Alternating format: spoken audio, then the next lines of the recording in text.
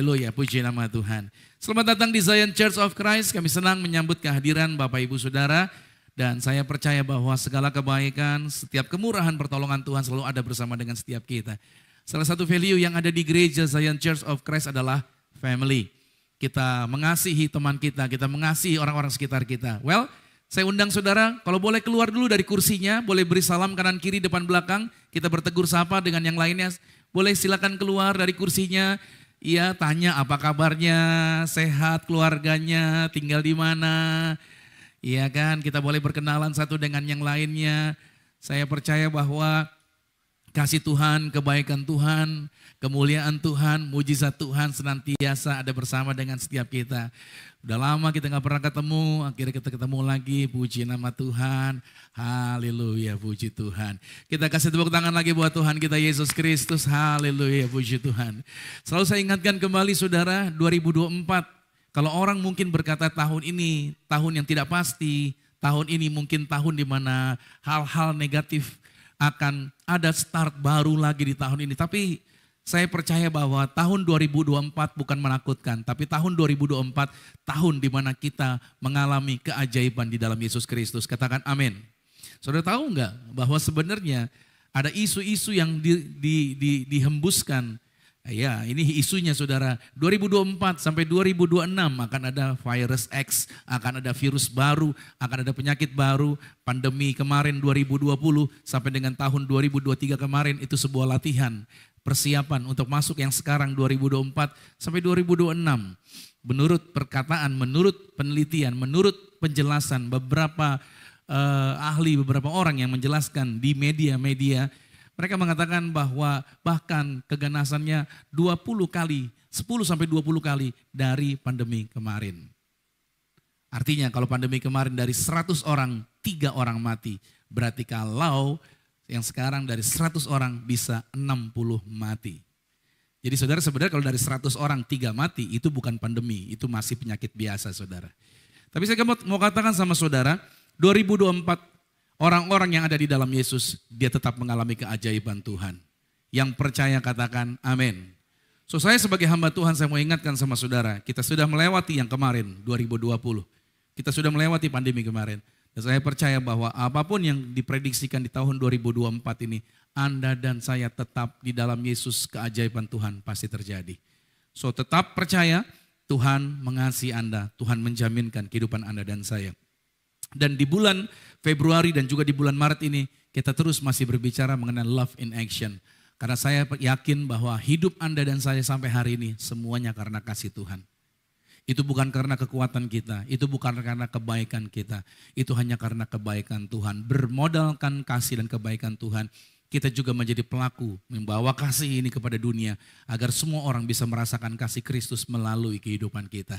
Dan judul hari ini yang saya bawakan, saudara boleh siapkan catatan saudara, yaitu berbicara mengenai kasih, kebenaran, dan kemuliaan. Kasih, kebenaran, dan kemuliaan. Kita sudah menerima kasih Tuhan dan orang-orang yang hidup di dalam kasih, hidupnya akan terus memperkatakan kebenaran, melakukan kebenaran, dan orang-orang yang melakukan kebenaran, maka dia dipersiapkan Tuhan untuk dibawa dari satu kemuliaan kepada kemuliaan-kemuliaan selanjutnya. Dan semua Anda yang hadir hari ini adalah orang-orang yang dipilih untuk menikmati kasih, kebenaran, dan kemuliaan Tuhan. Kita buka firman Tuhan di dalam Injil Yohanes pada pasal 6 ayat 25 sampai dengan 27 dikatakan demikian. Ketika orang banyak menemukan Yesus di seberang laut itu, mereka berkata kepada Yesus, Rabi, bila mana engkau tiba di sini? Artinya, kapan engkau sampai di sini? Yesus menjawab mereka, aku berkata kepadamu, sesungguhnya kamu mencari aku bukan karena kamu telah melihat tanda-tanda, melainkan karena kamu telah makan roti itu dan kamu kenyang. Bekerjalah bukan untuk makanan yang akan dapat binasa, melainkan untuk makanan yang bertahan sampai kepada hidup yang kekal, yang akan diberikan anak manusia kepadamu, sebab dialah yang akan disahkan oleh Bapa Allah dengan materainya. Kalau kita membaca Injil Yohanes ini adalah Injil Yohanes pasal 6. Kita baca dari ayatnya yang pertama. Di sana Yesus baru saja melakukan mujizat yang sangat besar. Yaitu ada 5.000 laki-laki, belum termasuk anak-anak, telah diberi makan Mereka mengalami mujizat Tuhan dari 5 ketul roti, 2 ekor ikan. Mereka makan semuanya sampai kenyang dan masih tersisa 12 bakul penuh. Setelah mujizat tersebut, semakin banyak orang yang menyukai Yesus. Mereka terus mengikuti pergerakan Yesus. Dan nama Yesus semakin luas, semakin viral dikenal. Khususnya karena hal-hal yang telah Yesus perbuat. Lalu pada ayat 25 dari teks ayat ini kita melihat dijelaskan ketika orang banyak menemukan Yesus di seberang danau. Mereka lantas bertanya kepada Yesus, "Guru, kapan tiba di sini?" gitu kan. Nah, ini menunjukkan bahwa ketertarikan mereka begitu kuat kepada Yesus. Dan keinginan mereka untuk mengetahui lebih lanjut tentang Yesus. Lalu pada ayat 26-nya Yesus menanggapi mereka dengan mengungkapkan motif sebenarnya di balik pencarian mereka. Mereka mencari atau mereka bukan mencari Yesus karena mereka terkesan oleh karena mujizat-mujizat yang Yesus lakukan. Atau tanda-tanda mengapa mujizat itu bisa terjadi. Tetapi karena mereka ingin makan roti dan merasa kenyang lagi setelah Yesus memberi makan 5.000 orang. Setelah itu pada ayat 27-nya Yesus mengarahkan perhatian mereka pada sesuatu yang jauh lebih penting daripada kepuasan fisik sementara, yaitu kebutuhan spiritual yang abadi. Yesus mengajak mereka untuk apa? Untuk mencari makanan yang memberi kehidupan yang kekal, yang hanya dapat diberikan oleh anak manusia, yaitu Yesus himself. Ini mengisyaratkan perlunya iman pada Yesus sebagai sumber kehidupan yang sejati dan kekal yang diberikan oleh Allah Bapa melaluinya. Nah, penafsiran ayat-ayat ini menyoroti saudara pentingnya memiliki motivasi yang benar dalam mencari Yesus dan memprioritaskan kebutuhan rohani di atas kebutuhan-kebutuhan fisik. Yesus menegaskan bahwa hubungan kita dengannya tidak boleh hanya didorong oleh kebutuhan sementara atau hanya karena keinginan-keinginan duniawi kita, tetapi itu harus didorong oleh keinginan untuk hidup yang kekal dan kebutuhan akan pemenuhan rohani yang sebenarnya hanya bisa ditemukan di dalam Yesus. Nah, kalau saya coba flashback ke belakang dalam penciptaan, kita dapat melihat sejak manusia pertama jatuh dalam dosa, konsep hubungan manusia dengan Tuhan itu telah berubah. Sebelum jatuh dalam dosa, manusia selalu menantikan kehadiran Tuhan. Itu merupakan momen di mana manusia dapat berkomunikasi dengan Tuhan.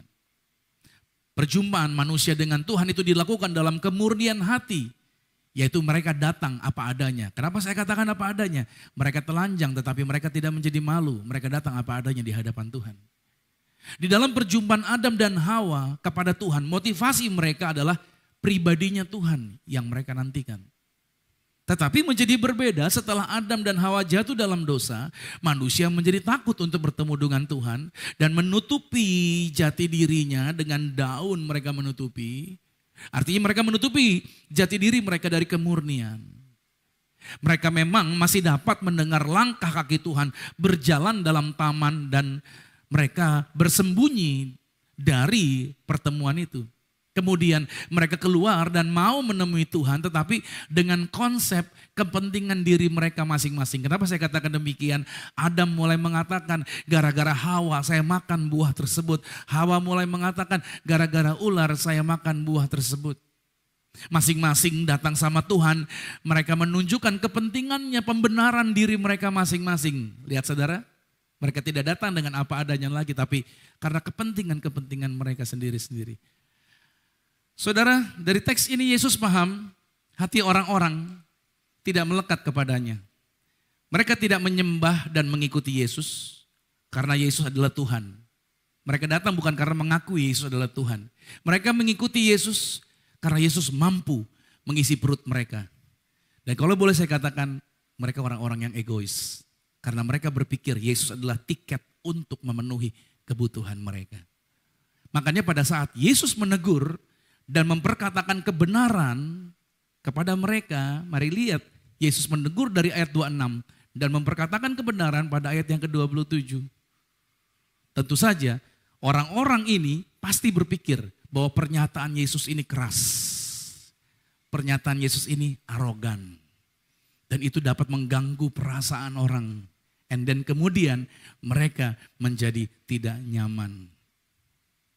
Pada saat saudara memperkatakan kebenaran, pada saat saudara mulai bersaksi kepada teman lingkungan, kantor, atau keluarga, apa yang terjadi? Pada waktu saudara bersaksi tentang bagaimana Tuhan menolong, bagaimana Tuhan menyatakan mujizat atas hidup Anda kepada mereka. Saya percaya ada orang-orang yang akan berkata sama Anda, jangan sombong. Betul apa betul ya? Saya masih ingat pada saat saya bersaksi kepada salah satu keluarga ayah saya yang non-Kristen. Bagaimana kesaksian tersebut adalah Tuhan telah meluputkan saya dan istri dari kecelakaan pesawat terbang dalam sebuah perjalanan pelayanan gereja penerbangan Jakarta Manado 3 jam yang seharusnya secara teori pesawat yang kami tumpangi kemungkinan dapat meledak di udara karena ada salah satu cairan untuk peledakan tambang yang bisa masuk ke dalam bagasi itu telah pecah dan membasahi dek pesawat terbang. Cairan tersebut diduga dapat melubangi bodi pesawat. Menurut penuturan salah satu ahli di media Surat Kabar Manado, karena informasi ini kami dapat baca dari media cetak pada keesokan harinya setelah istirahat di hotel. Kesaksian saya saudara ketika saya bersaksi begitu di hadapan keluarga ayah saya, tahu gak responnya apa? Jangan sombong kamu Romi, digituin saudara. Padahal saya bersaksi kebenaran. Bagaimana Tuhan menolong saya. Saya cuma mau katakan sama saudara, tidaklah salah memperkatakan kebenaran. Ayo sama-sama katakan, tidak salah memperkatakan kebenaran. Oke. Misalkan kalau saudara membangun sebuah perusahaan dan perusahaan itu, bisnis Anda menjadi besar, lalu di hadapan orang Anda mulai berkata, orang bilang, hebatnya usaha kamu, hebatnya perusahaan kamu, Anda mulai menyangkalnya. Dan Anda mulai berkata, enggak ini mah cuman kecil-kecilan gitu. Oh enggak, saya mah masih biasa-biasa aja gitu. Kebanyakan orang Kristen ketika mulai ada orang yang berkata, hebat kamu bisa bangun usaha ini. Hebat kamu bisa bangun perusahaan seperti ini. Kita mulai menyangkal dan kita mulai mengecilkan pekerjaan yang kita lakukan. Saya cuma mau katakan, kalau Anda menyangkali sesuatu yang besar yang Tuhan kerjakan atas hidup Anda, itu tidaklah rohani. Kalau Anda tidak mengakui Tuhan, Anda tidak rohani. Saudara seharusnya katakan, ya, saya membangun usaha ini menjadi besar. Itu dikarenakan Tuhan memberikan saya kesempatannya. Amin. Tuhan yang memberikan saya hikmat, agar saya dapat membangun usaha ini dengan baik. Dan melalui usaha ini, saya dapat menjadi berkat bagi banyak orang. Amin. Harus berani saudara memperkatakan begitu. Orang yang hidup dalam kasihnya Tuhan gak malu untuk bersaksi dan tidak pernah menjatuhkan dirinya di hadapan orang lain. Mengakui segala berkat Tuhan itu bukan kesombongan. Amin. Wah kamu punya mobil bagus. Puji Tuhan. Tuhan percayakan saya untuk bisa punya kendaraan yang bagus. Amin. Ketika saudara punya kendaraan karena memang itu berkat Tuhan yang Tuhan sediakan. Berkatalah itu karena Tuhan yang memberikannya. Ketika saudara naik pangkat dengan posisi Anda sekarang, seharusnya Anda berkata, itu karena Tuhan. Amin. Mengaku itu bukan karena kesombongan. Yang penting kita tidak mengambil pujian bagi diri saya sendiri. Iya dong, gue. Nah itu salah. Bukan itu. Amin. Itulah yang Yesus katakan. Inilah yang Yesus berikan teladan. Yesus dengan memperkatakan ini, Yesus berikan teladan. Mari lihat kata-kata Yesus dalam Yohanes 6 ayat 35.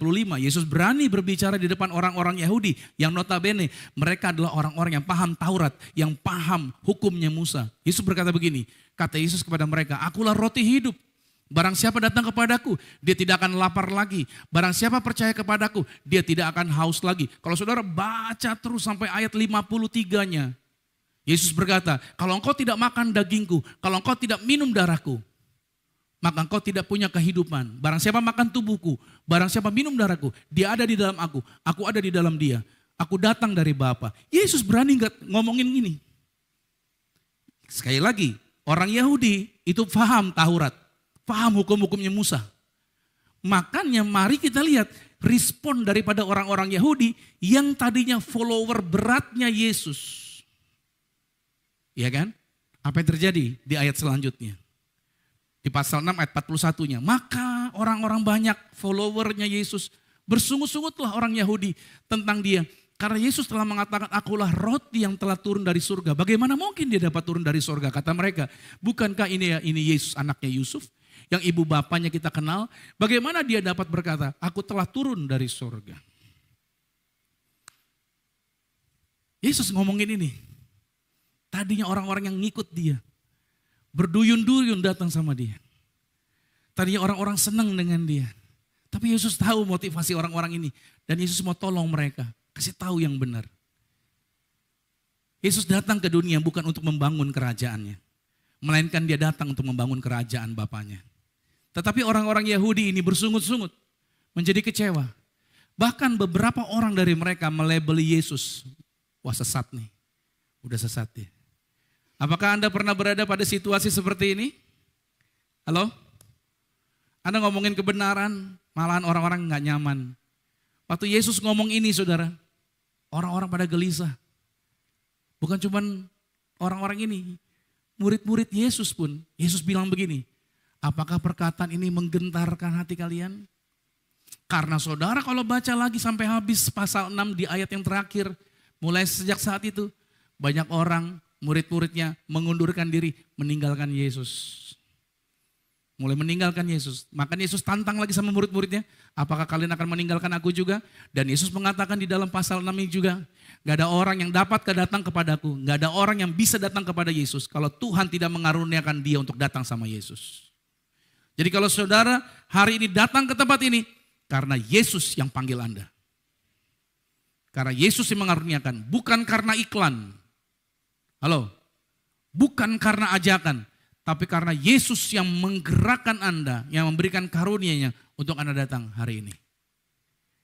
Saudara, belajar dari Yesus, dia teladan kita. Kembali pertanyaannya, apakah saudara pernah berada di sebuah situasi seperti Yesus? Di tengah pergaulan, di tengah hubungan yang kita bangun dengan relasi bisnis, teman kantor, keluarga yang belum Kristen. Pernah nggak Anda menceritakan karya Tuhan dalam hidup Anda kepada mereka? Atau mungkin Anda takut, aduh takut pastor, takutnya mereka gak nyaman, takutnya saya dibilang freak, aneh dan mereka menjauhi saya.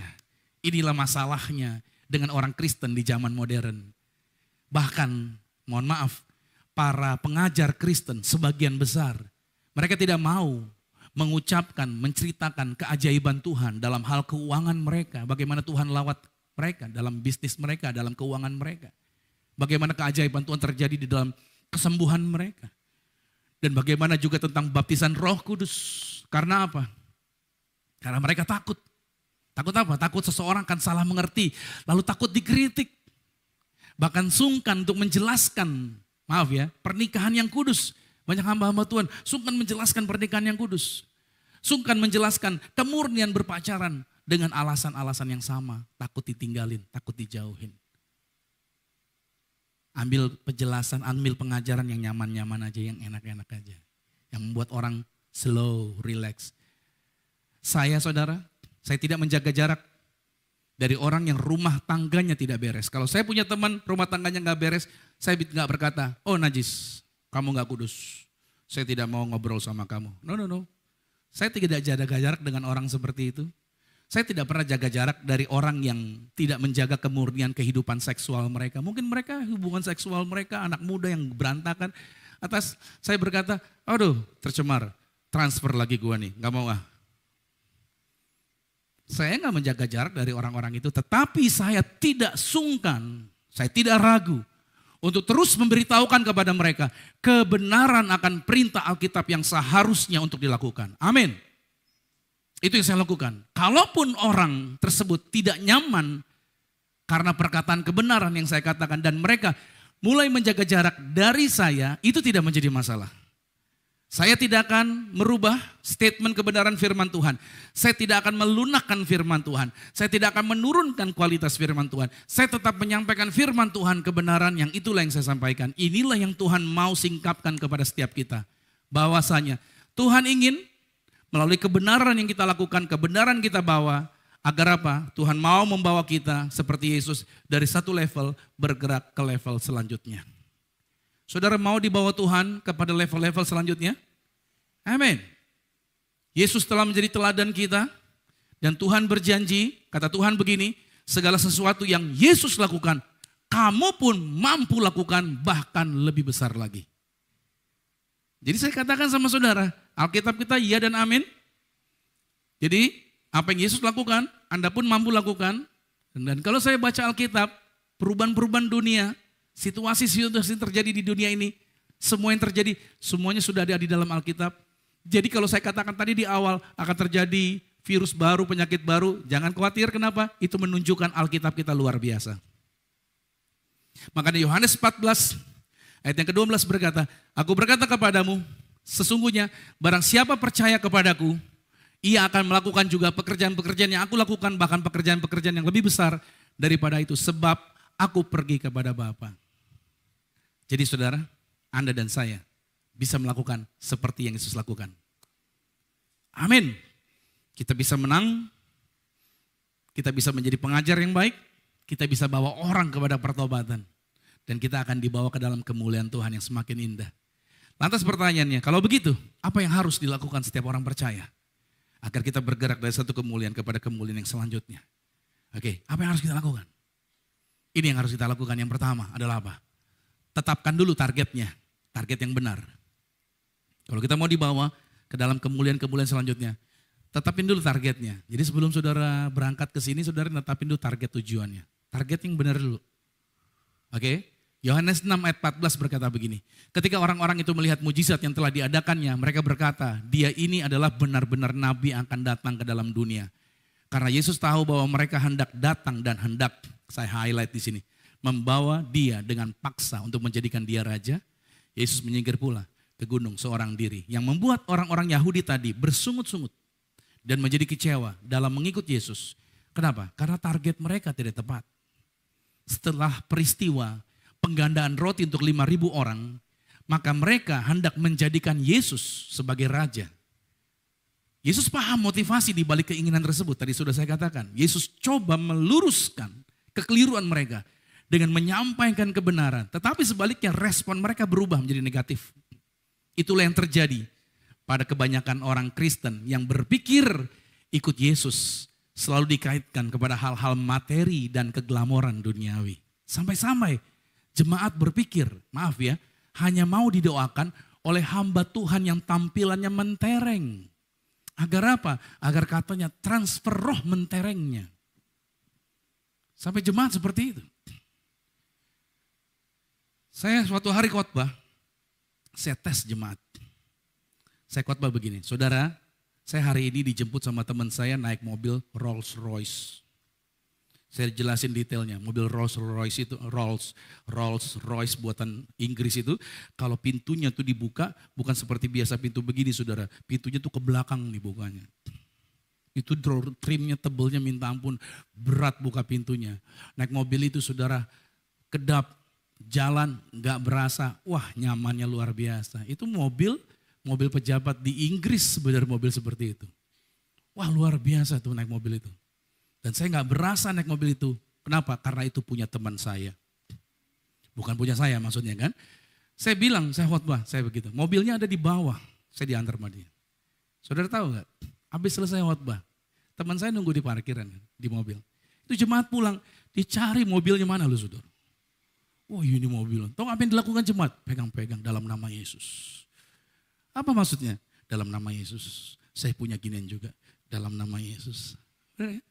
Halo? Siapa yang punya pengalaman begini? Pergi ke showroom. Dalam nama Yesus. Dalam nama Yesus. Lalu marketingnya bilang, mau beli apa? Benar, dalam nama Yesus. Halo? Saya lihat mereka. Teman saya ceritain. Saya khawatir kalau mereka bilang dalam nama Yesus. mobil Phantom ini jadi milik. Saya takut kalau itu kejadian buat mereka. You know harga mobil itu? 9M, 11M, 11 miliar. Begitu kejadian tuh mobil datang ke rumah dia aja nggak nyampe 250 juta. Mobilnya harganya 8M. Pertanyaan saya sederhana, itu mobil akan bikin dia senang atau bikin dia susah? Saya percaya dia nggak tidur di rumah, dia tidur di dalam mobil. Mungkin dia setrika juga di dalam mobil. Mungkin tiap hari mobilnya dilap terus.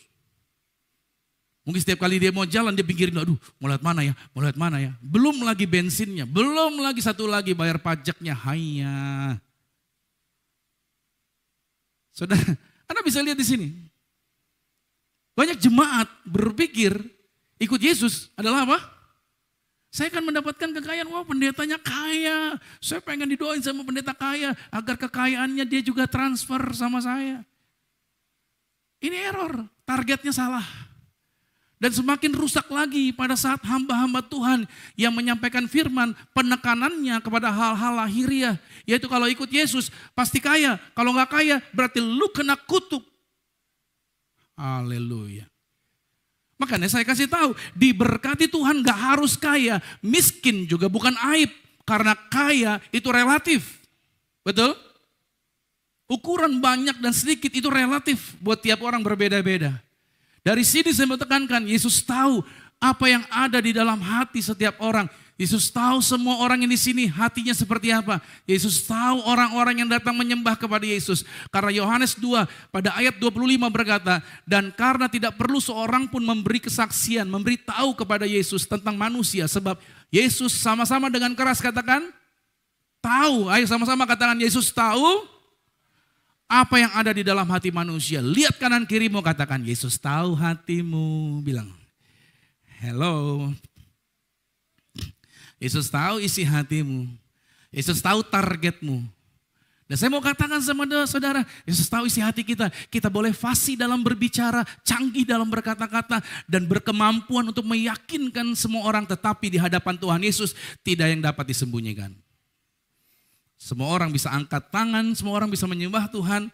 Tapi Tuhan Yesus tahu mana yang sungguh-sungguh hatinya datang padanya, mana yang datang hanya karena kepentingan pribadinya. Tuhan Yesus mengasihi setiap kita yang hadir hari ini. Bilang amin dulu nih. Yes, mari tetapkan mulai hari ini. Bukan untuk mengejar berkat Tuhan. Tapi kejarlah Tuhan. Kejarlah firman-Nya. Kejarlah keintiman dengan hadiratnya. Maka engkau akan luput dari kekecewaan. Amin. Kasih tepuk tangan yang meriah bagi Tuhan Yesus Kristus. Targetnya harus benar. Yang kedua, untuk kita dibawa dari satu kemuliaan kepada kemuliaan selanjutnya. Apa yang harus dilakukan setiap orang percaya? Tidak gentar dengan kritikan. Hidup ini kita akan selalu berhadapan dengan kritikan. Ada orang yang suka, ada orang yang gak suka. Itu biasa dalam hidup ini. Udah kita buat baik pun akan ada selalu netizen yang akan menyerang kita. 2 Timotius 3 ayat 12 berkata, memang setiap orang yang mau hidup beribadah di dalam Kristus Yesus akan menderita apa? Anehnya, jika kita ingin dibawa ke level yang lebih tinggi bersama dengan Tuhan, maka kita harus siap berhadapan dengan kritik. Artinya gini, kalau kita tidak mengalami kesulitan di dalam perjalanan kita dengan Tuhan, atau kalau kita nggak berhadapan dengan tantangan, nggak ada yang menghalangi, aman-aman aja, itu indikator bahwa kita sebenarnya belum hidup saleh. Atau belum benar-benar berada di jalurnya Tuhan. Mungkin ada orang, saya mau katakan sama saudara, ini menjadi problem. Karena kalau kita jalan, ini kita, ya kan, ikut Tuhan, pasti tabrakan sama iblis. Ikut Tuhan, ini iblis lawan pasti tabrakan. Dan makanya kenapa banyak masalah dalam perjalanan kita. Udah bikin benar sini, udah beres, ada lagi masalah di sini. Dalam pelayanan begitu, udah kita jalan nih, ada masalah lagi di sini. Udah bikin beresin lagi, ada masalah lagi. Begitu terus, karena kita jalan bersama Tuhan, tabrakan dengan iblis. Tapi kalau saudara jalan rasanya aman aja, gak ada masalah aja. Mungkin saudara gak tabrakan, tapi jalannya bareng.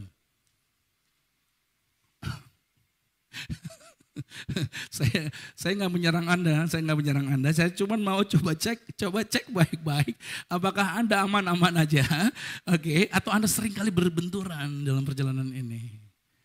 Jadi kalau Anda berhadapan dengan tantangan problem, it's okay. Anda berada di jalur yang benar. Mungkin ada orang yang berpikir begini, Pastor, kritikan itu dapat membuat nama kita jadi rusak. Lalu ada orang yang berusaha mengejar apa? Mengejar pujian dari banyak orang. Karena yang dia kejar pujian agar jangan sampai kritikan, nanti jelek nama saya. Tapi Lukas 6 ayat 26 berkata, kalau saudara nyari pujian berkata begini, celakalah kamu. Kalau semua orang memuji kamu, celakalah kamu. Kalau kamu haus dengan pujian, karena secara demikian juga nenek moyang mereka telah memperlakukan nabi-nabi palsu. Jangan haus dengan pujian, jangan haus dengan nama besar. Saya pernah punya pengalaman dengan orang yang selalu berusaha menjaga agar namanya tetap baik di pemandangan banyak orang.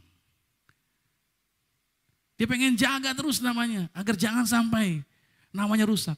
Padahal sebenarnya gara-gara dia coba menjagai nama baiknya, akhirnya dia menghalalkan segala macam cara. Agar di pandangan orang dia tetap baik. Dia tetap oke. Padahal dia enggak oke.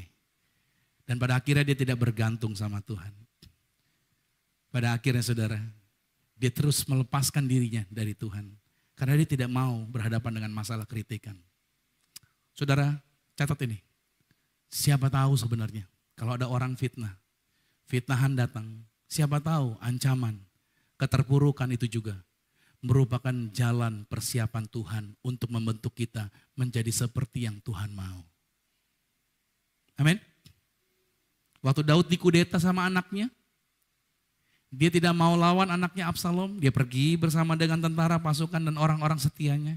Dalam perjalanan ada seorang Yahudi yang berkata begini, namanya Simei, kamu memang Daud orang terkutuk, tanganmu penuh darah, makannya Tuhan izinin ini terjadi. Kamu memang kena kutuk dari Tuhan. Saudara tahu enggak? Responnya penggawanya Daud. Izinkan hamba keluarkan pedang, saya pancung lidahnya orang itu. Tapi Daud respon begini. Apa urusanmu dengan orang itu? Kalau orang itu diizinkan Tuhan untuk mengoreksi saya, kenapa kamu harus ikut campur menghalangi rencana Tuhan atas hidup saya? Paham sampai di sini? Daud tidak marah. Kalau memang itu Tuhan yang kerjakan buat saya, kenapa?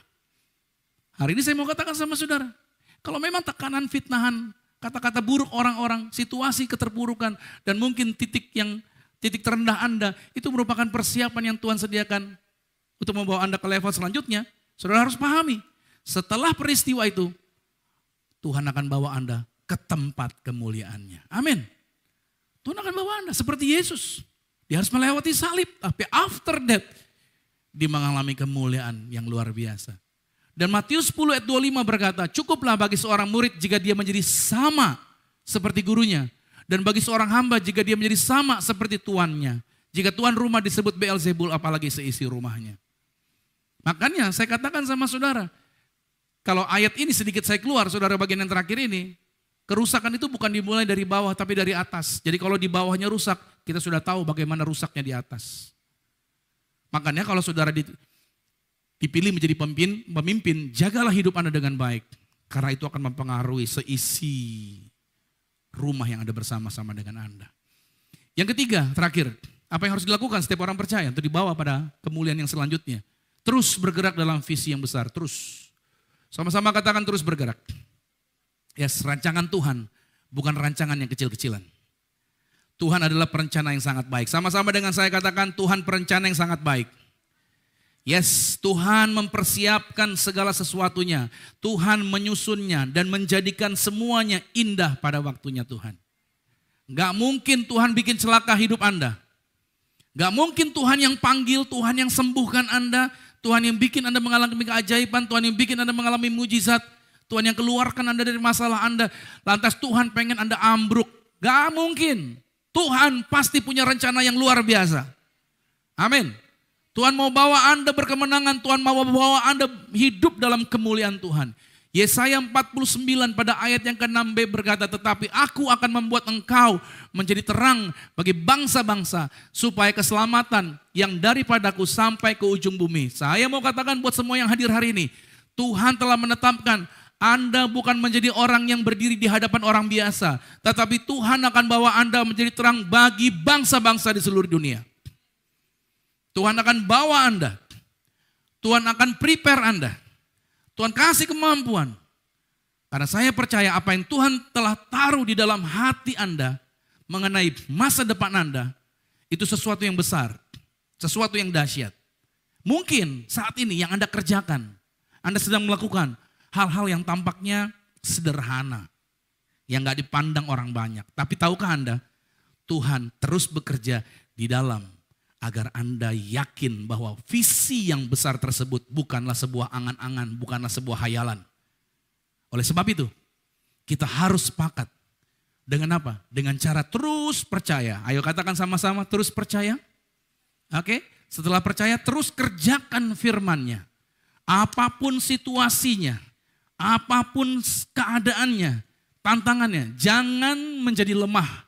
Karena saudara tahu, sedikit lagi berkat itu mau dibukakan atas hidup Anda. Amin. Galatia 6 ayat 9 menjaminkan ini. Jangan kita jemu-jemu terus berbuat baik. Karena apabila sudah datang waktunya, kita akan menuai. Kalau engkau tidak jadi lemah, bilang amin. Daud dalam pelarian, 3 hari lagi mau dilantik jadi raja. Dia gak tahu. Suatu hari dia pengen membunuh satu keluarga gara-gara seorang, yaitu yang punya usaha ternak domba namanya Nabal. Di mana Daud dan pasukannya datang menjagai pengguntingan bulu dombanya Nabal dari perampokan yang biasanya terjadi. Mereka menggunting bulu domba aman, tidak ada perampokan karena dijagain pasukannya Daud cuma minta tolong, utus pasukannya, utus orang kepada Nabal, tolong berikan kami roti, berikan kami minum, pakaian yang layak karena kami juga sudah menolong kamu. Daud cuma ngomong seperti itu, baik-baik ngomongnya. Tahu jawaban Nabal, kamu memang orang dursila, digituin. Daud itu orang yang miskin, gak tahu diri dan lain sebagainya, semua cacian. Beritanya dibawa sama pasukannya Daud. Dikasih tahu sama Daud. Apa tahu Daud responnya? Daud bilang begini, hai kalian 400 orang siapkan pedang, hari ini kita masuk ke rumahnya Nabal, kita bantai semua satu rumah. Dalam perjalanannya Daud menuju rumahnya Nabal, Daud yang kelelahan, Daud yang kecapean, Daud yang mengharapkan mana janji Tuhan kau belum jadi-jadi atas hidup dia, yang kata Samuel, aku akan jadikan raja engkau menggantikan Saul, mana kau belum jadi-jadi. Daud yang sudah begitu lelahnya dalam pengejaran, dia siapkan pedangnya, dia mau masuk rumahnya Nabal. Di tengah jalan istrinya Nabal, Abigail, tahu situasi ini, lantas dia siapkan apa yang diminta oleh Daud.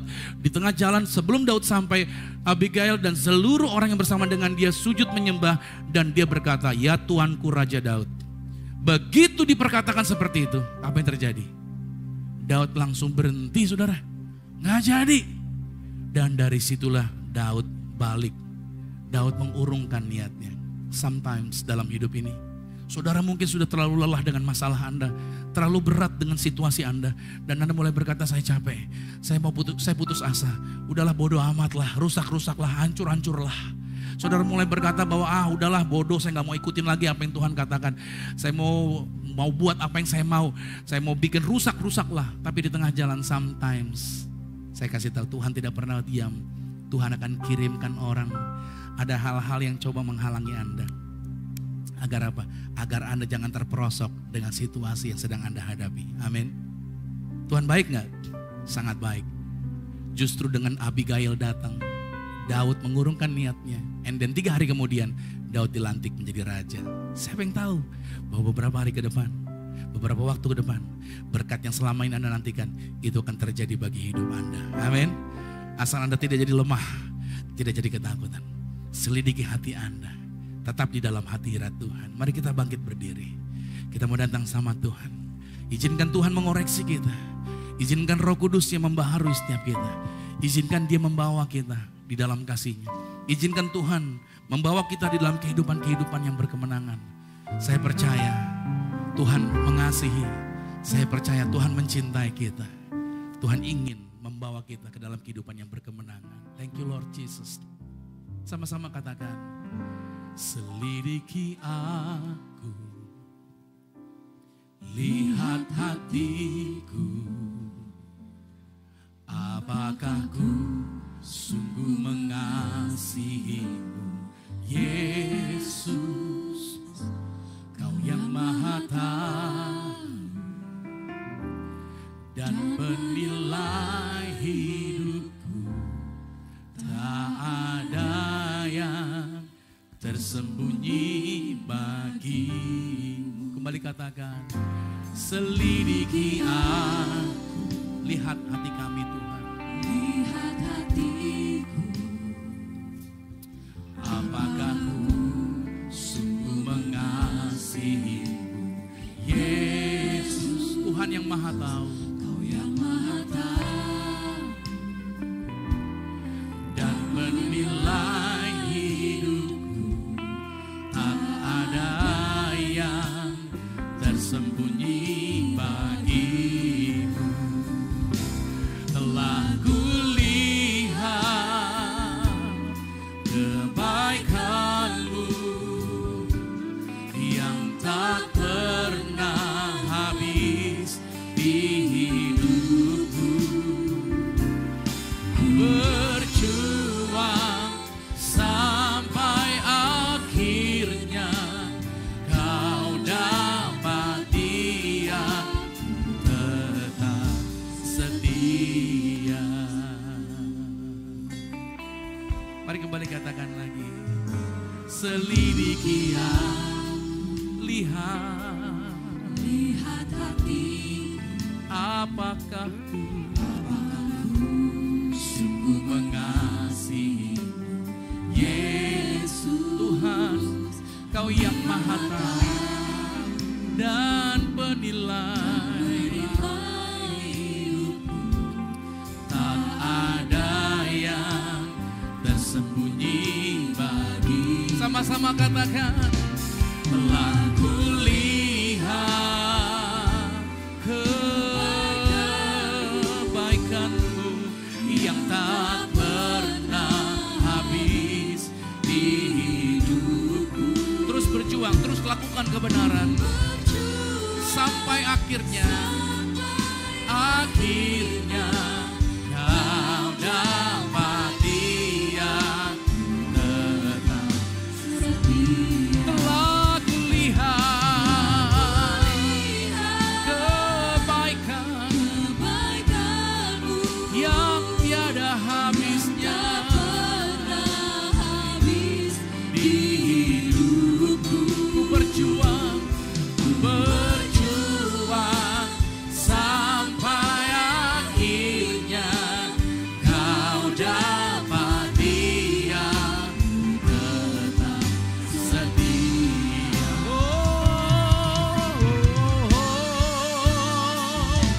Telah kulihat kebaikan-Mu yang tidak pernah habis dalam perjalanan kami. Tuhan, Engkau yang menjaminkan kami mau terus berjuang sampai akhirnya Kau dapati aku tetap setia. Ku berjuang sampai akhirnya Kau dapati aku tetap. Terus katakan, ku berjuang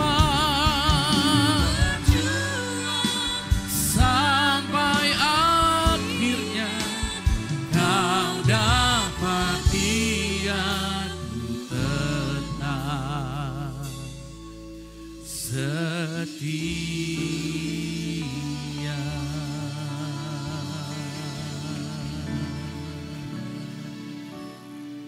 Tuhan melihat hati kami. Tuhan tahu isi hati kami.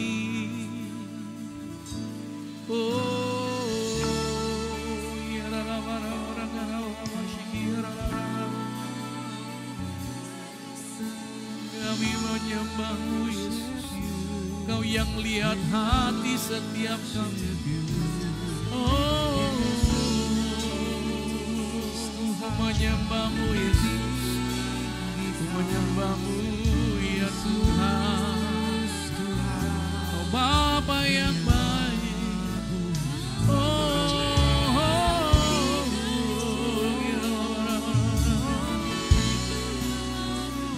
Terima kasih. Haleluya. Ya Bapa. Menyembah Tuhan.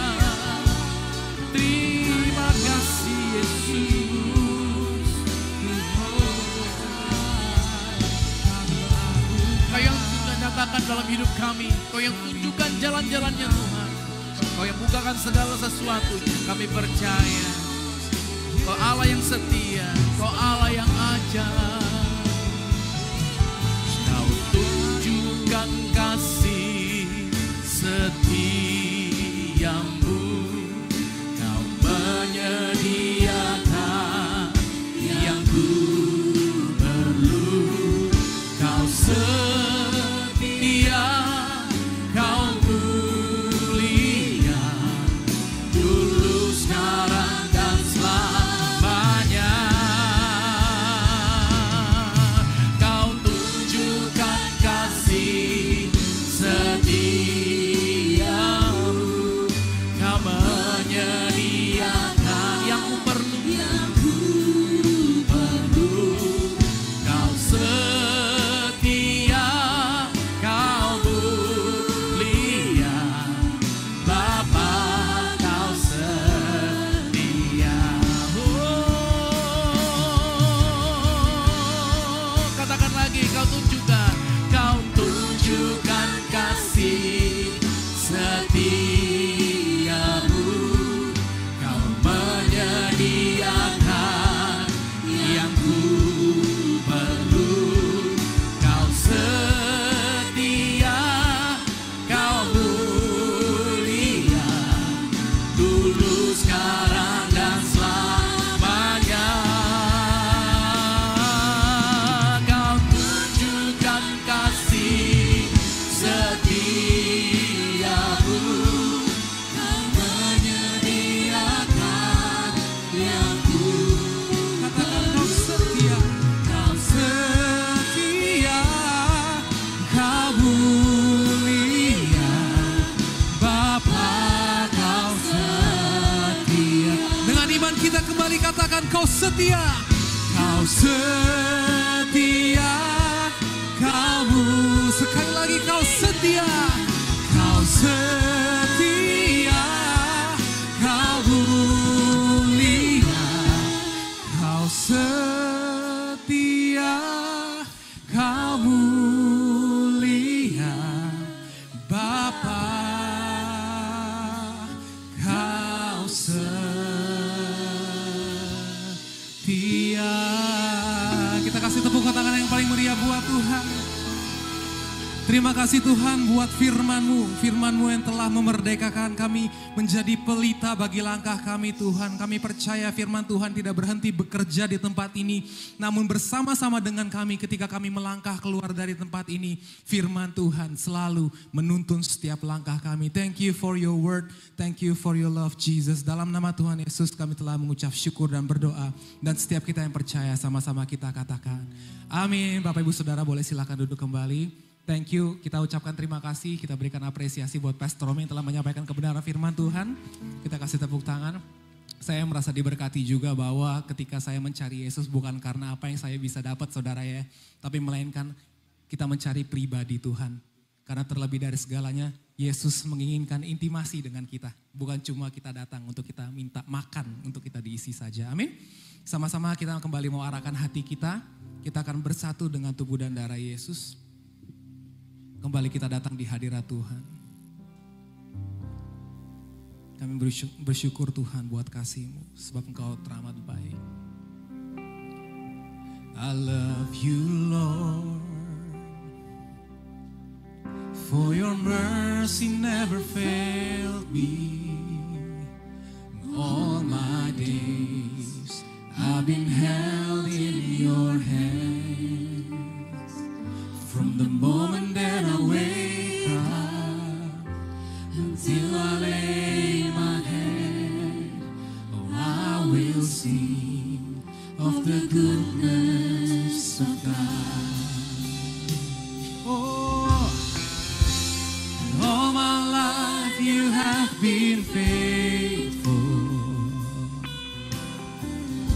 and all my life you have been so good, yeah. With every breath that I am able, oh, I will sing of the goodness. Sama-sama kita bangkit berdiri, kita sambut tubuh dan darah Yesus. Katakan kembali, all my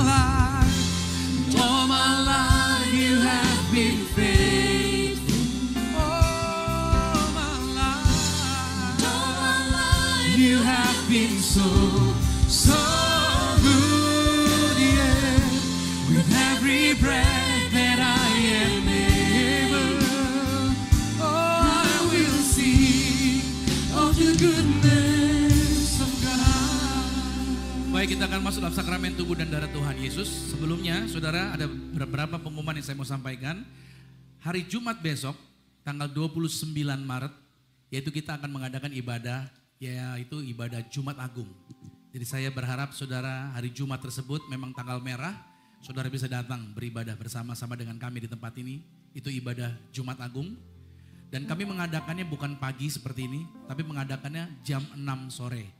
Jadi hari Jumat Agung tersebut kita akan mengadakan ibadah Night of Worship. Jadi ibadahnya adalah ibadah Night of Worship, pujian dan penyembahan. Jadi ibadah tersebut kita mulai di jam 6 sore. Dan nantinya yang akan memimpin pujiannya adalah saya sendiri langsung. Jadi kita akan masuk dalam pujian deep worship bersama-sama. Dan kita menikmati hadirat Tuhan, lawatan Tuhan di tanggal 29 Maret ini hari Jumat. Pastikan saudara datang bersama dengan keluarga Anda, datang lebih tempo. Karena kita ibadah cuma satu kali di jam 6 sore. Tentunya suasananya akan lebih padat daripada biasanya. Dan satu lagi saudara, minggu depannya, jadi tanggal 31 minggu depan, 31 Maret di akhir bulan Maret, rencananya Gereja Zion Church of Christ bekerja sama dengan lab kesehatan, kita akan mengadakan yaitu tes darah gratis. Jadi dari jam 8 sampai jam 12, 2 sesi itu. Jadi saudara ikut ibadah pagi, saudara nanti selesai, saudara boleh cek darah saudara, cek gula darah saudara, dan itu gratis minggu depan. Jadi saudara pastikan bahwa keluarga Anda juga mau tahu gula darah Anda berapa, apakah sudah terlalu banyak atau mesti dikurangin atau bagaimana, saudara datang, itu gratis. Berapapun orang yang hadir itu dipersiapkan, jadi minggu depan saudara datang. Dan puji Tuhan saudara, mulai hari ini ibadah kita sekarang sudah berubah jamnya. Kalau biasanya kita 3 kali ibadah, sekarang kita rangkum jadi 2 sesi. Jam 8 pagi hari ini tadi ini ibadah jam 8 pagi, habis ini baru jam 10 pagi. Jadi cuma 2 kali ibadah kita, sekolah minggu kita tetapkan di jam 10 pagi. Jadi kita kenapa buat seperti itu, kita mau efisien agar jemaat lebih terkonsentrasi, lebih bersama-sama jadinya. Oke, mari kita siapkan roti dan anggur. Mari kita angkat rotinya di atas kepala, anak-anak kecil boleh terima sakramen tubuh darah Yesus. Tuhan yang mengajarkan untuk satu keluarga. Sama-sama dengan saya katakan, dalam nama Tuhan Yesus, inilah roti yang telah turun dari surga. Inilah tubuh Tuhan Yesus Kristus, tubuh yang tergantung di atas kayu salib, yang memberikan kami bersama dengan keluarga kehidupan yang kekal di dalam kerajaan sorga. Oleh korban tubuh Kristus, mulai hari ini kami menang atas segala virus, menang atas segala penyakit, menang atas segala binatang, menang atas segala nyamuk yang ada di bumi ini. Dalam nama Yesus, tidak akan terkapar di meja operasi, tidak akan terkapar di ruang ICU, umur panjang dan tidak sakit-sakitan. Dalam nama Tuhan Yesus, inilah roti yang telah turun dari surga, inilah tubuh Tuhan Yesus Kristus. Mari kita makan.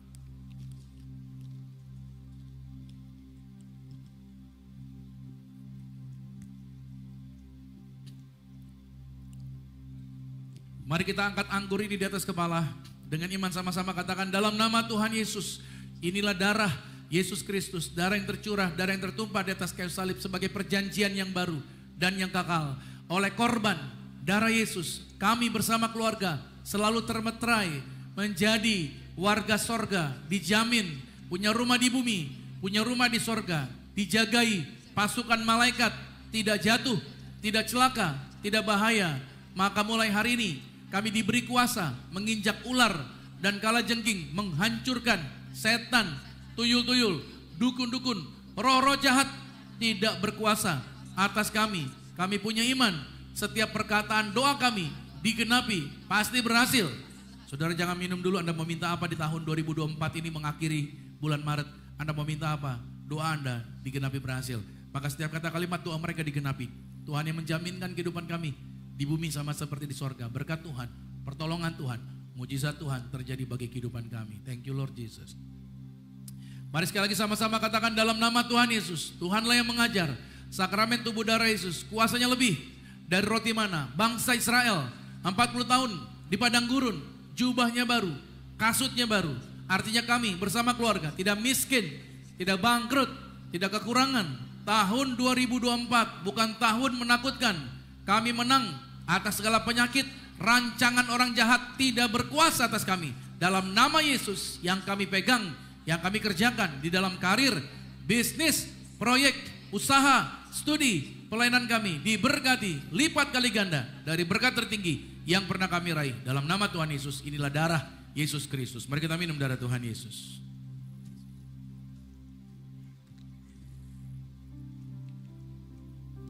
Di tangan kami Tuhan mengajarkan kuasa dengan sakramen minyak.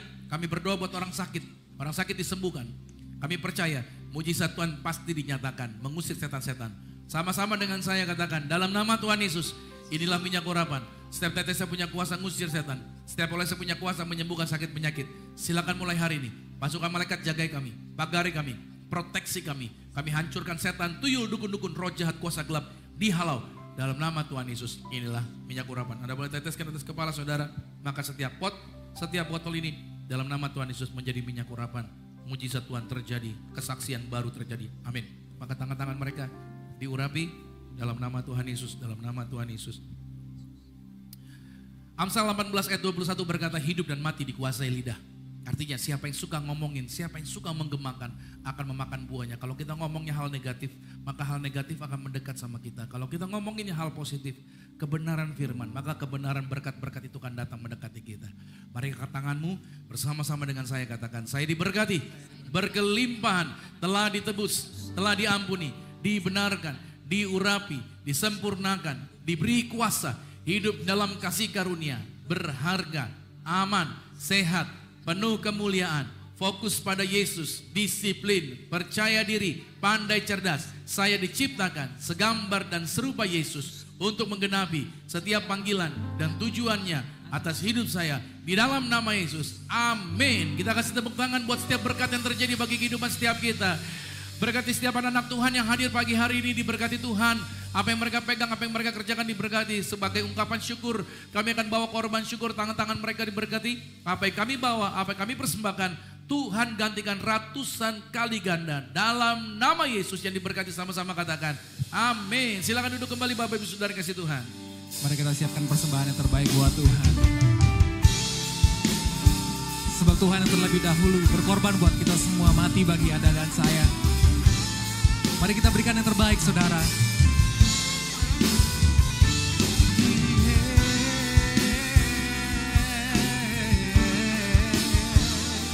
Kami mengingat kebaikan-Mu Yesus.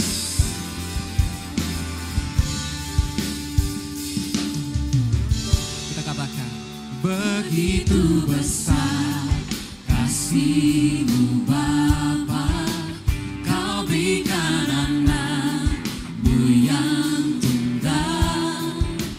Di saat aku percaya, kasih menyelamatkanku, bukan sebagai hakim dunia, tapi penyelamat yang berkorban. Untuk diriku Kau tebusku, kasih menyelamatkanku. Ingat kasih-Nya yang mengubah hidupku. Ingat kasih-Nya yang selalu ada. Oh, kasih Yesus, kasih Yesus bagiku. Kami mengingat kasih-Mu. Ingat bilur-Nya yang sembuhkan lukaku. Ingat salib-Nya yang menebus aku. Katakan kasih Yesus, kasih Yesus, kasih. Katakan kasih Yesus lagi. Kasih Yesus, kasih. Oh kasih Yesus, kasih Yesus, kasih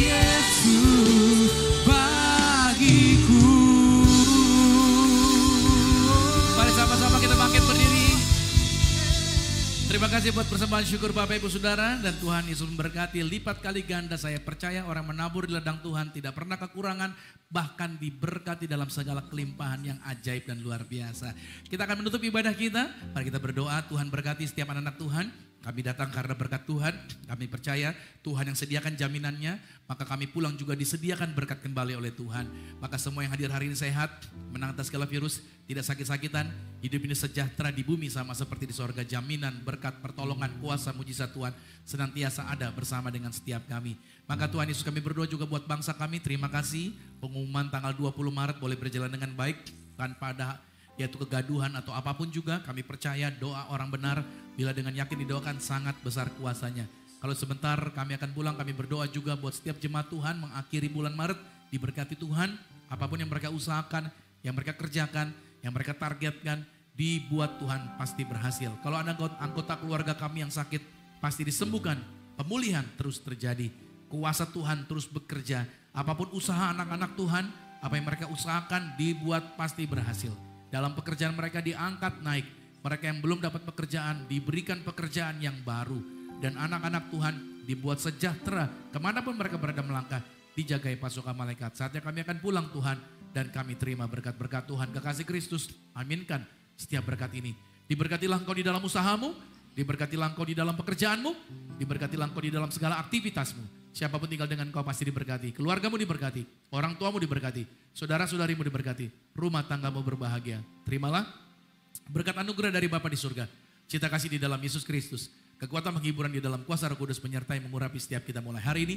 Sampai Tuhan Yesus datang menjemput Anda dan saya. Keluargamu dan keluargaku. Kita semua sama-sama menjadi warga kerajaan surga. Yang percaya sama-sama dengan saya katakan amin. Selamat hari Minggu. Sampai jumpa minggu depan. God bless you.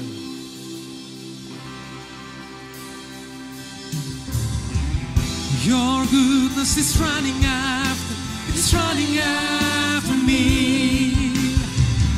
Your goodness is running after, it's running after me. With my life laid down, I surrender now, I give you everything. Your goodness is running after, it's running after me. Your goodness is running after, it's running after me. Your goodness is running after, it's running after me.